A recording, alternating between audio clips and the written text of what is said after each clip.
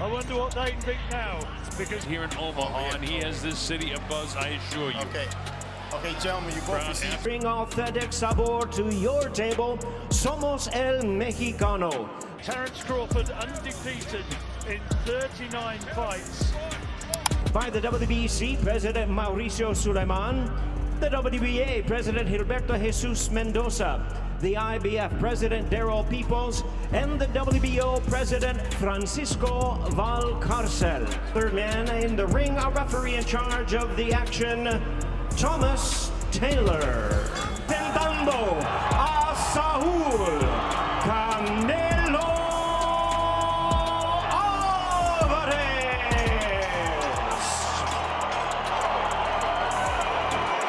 Once again, a referee in charge, Thomas Taylor, now to give instructions. See him lay on that left side. Punching between punches and a flush. With another look at it right here. Terence following him out. Fundamentally. Coming out. All that centering on the relationship of training. Terence Crawford. The right hand. Change the trajectory on it. Right hook. Uppercut sends him back. Another left hand and a knockdown score. Right. Canelo will have to cut off the ring. He takes a left hand and then comes in and shoved around. The punches. Free up your hands. Setting traps for him. That was the signature punch of that second round. Round 3. Canelo. What he's trying to stick out there. A super fight between Saul Canelo Alvarez and Terence Bud Crawford sounds like a boxing fan's fantasy, and right now, that's exactly what it is.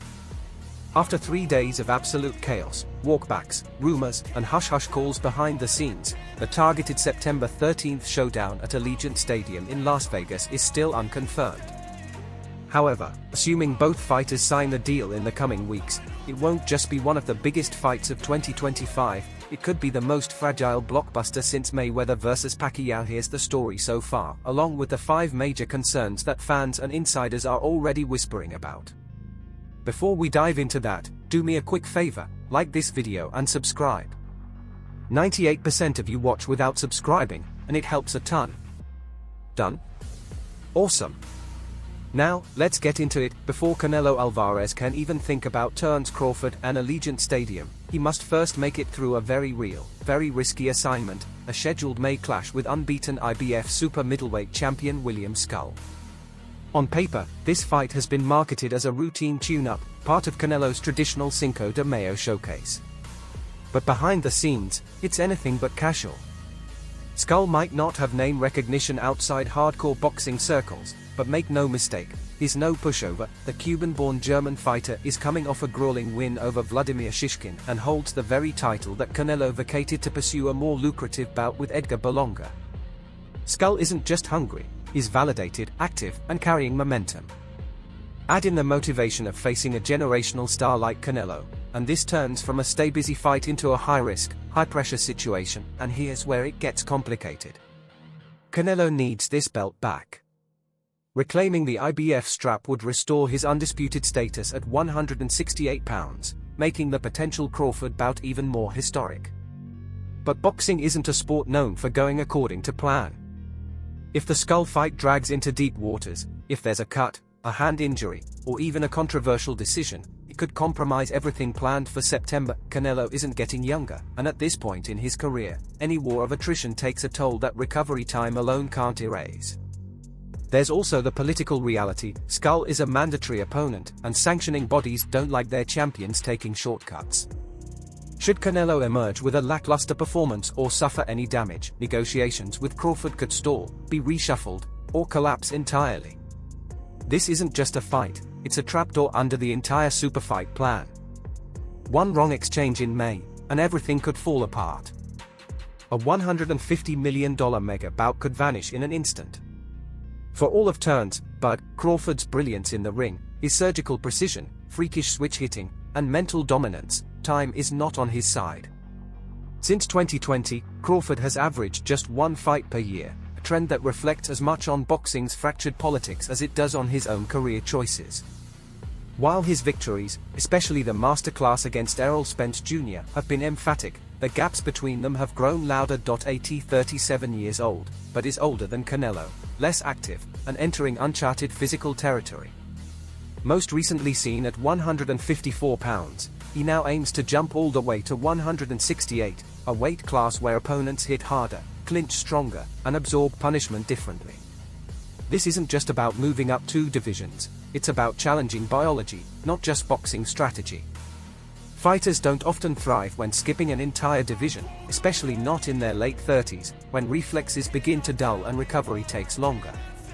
Even with the benefit of a long training camp, the transition won't be easy. It's not just about adding muscle, it's about re-engineering a body that built its dominance on quick-twitch reflexes, timing, and balance. At heavier weights, punches don't come faster, they come later and land harder. Will Bud still be the counterpunching genius at 168 that he was at 147, or will the weight dull his reactions just enough for Canelo to land? Then there's the mental toll of inactivity. Boxers live and die by rhythm. Time out of the ring doesn't just affect conditioning, it impacts timing, awareness, and the feel of the fight. Crawford's fighting instincts are elite, but instincts fade when they aren't sharpened regularly. The psychological effects of entering the biggest fight of your life after a long layoff can't be ignored. Crawford has built a legacy by defying doubters, overcoming politics, and shutting down champions. But this next leap isn't just historic, it's physically unprecedented in the modern era.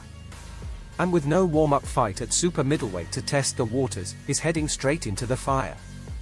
The question isn't whether Bud is still great, it's whether greatness can survive the weight. Let's strip away the promotional smoke and ask the uncomfortable question, why now? For years, Canelo Alvarez publicly downplayed the idea of fighting Terence Crawford, citing the obvious and very real size discrepancy. He has everything to gain and nothing to lose, he said in 2023, emphasizing that the risk-to-reward ratio simply didn't add up. So what changed? 2 words, Turki Al-Sheikh. The Saudi advisor and power broker behind Riyadh season has turned the combat sports world upside down with blank check matchmaking. The reported $150 million offer to Canelo for this bout may have been too monumental to decline, even for a fighter who's already earned generational wealth. When you're being offered more for one night than you made across multiple title defenses, even the proudest champions take notice. But money is only part of the story. Quietly, Canelo has been playing a much bigger game, positioning himself not just as boxing's cash cow, but as its next true mogul. His promotional efforts have already begun bearing fruit, managing rising names. Like Teofimo Lopez and former opponent Jamie Munguia, Canelo Alvarez is no longer just chasing belts, he's chasing control. A win over Crawford doesn't just silence critics or add another trophy to the case, it enhances his value as a promoter, brand, and power player. The more historic his in-ring legacy becomes, the more leverage he gains at the negotiating table with networks, sponsors, and other fighters. It's the Oscar de la Hoya blueprint, using the tail end of a fighting career to launch an empire. So while the public may view this as a super fight for legacy, the deeper question remains, is this about proving something inside the ring or building something outside of it? In his prime at 147 pounds, Terence Crawford looked untouchable, slicing through champions with a surgeon's precision, shifting stances mid-fight, and breaking down elite opponents mentally and physically. But the last time we saw him at 154 pounds, the aura began to shift. He was still dominant, but the physical margin for error was noticeably slimmer. Now, the ask is unprecedented, a jump from junior middleweight to full-fledged super middleweight, bypassing an entire division to face one of the most seasoned, power-punching champions of this era. Even Crawford himself has acknowledged the steep climb. "I walk around heavier than people think," he once told Boxing Scene, "but it's different when you've got a fight there."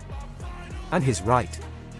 Walking around at 170 pounds is not the same as executing 12 elite-level rounds at 168, especially against someone who has been operating at that weight for over a decade. Crawford's style is built on subtlety, not brute force. His success hinges on lightning-fast reactions, rhythm changes, and pristine timing.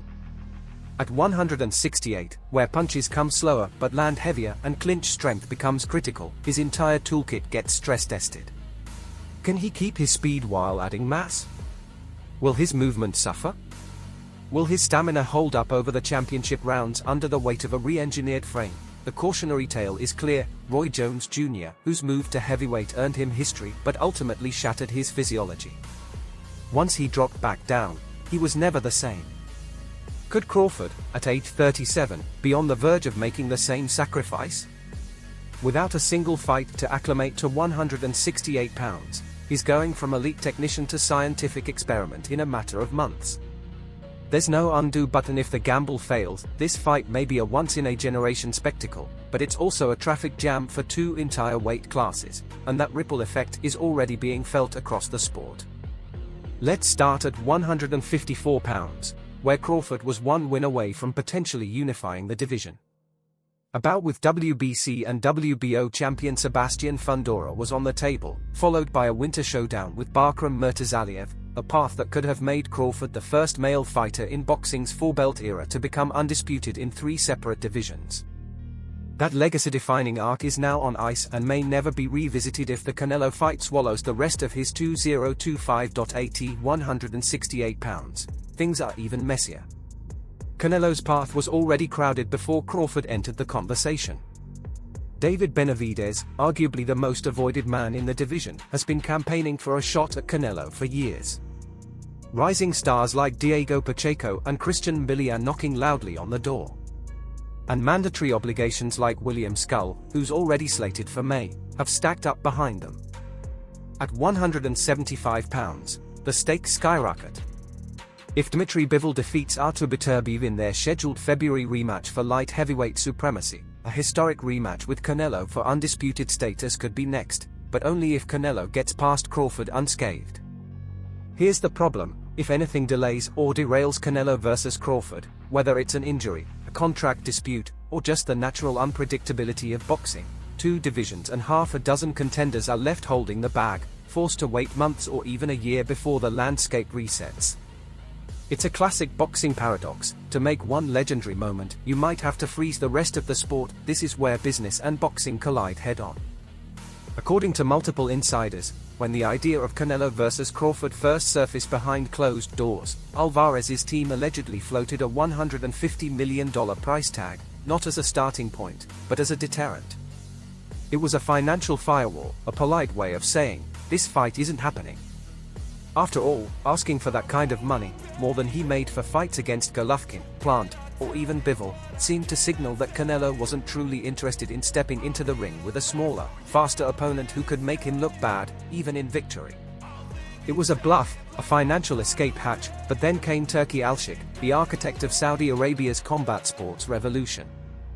Armed with the kind of budget that only oil-backed sovereign wealth can provide, Al-Sheikh didn't negotiate, he matched the number instantly. The theoretical became tangible.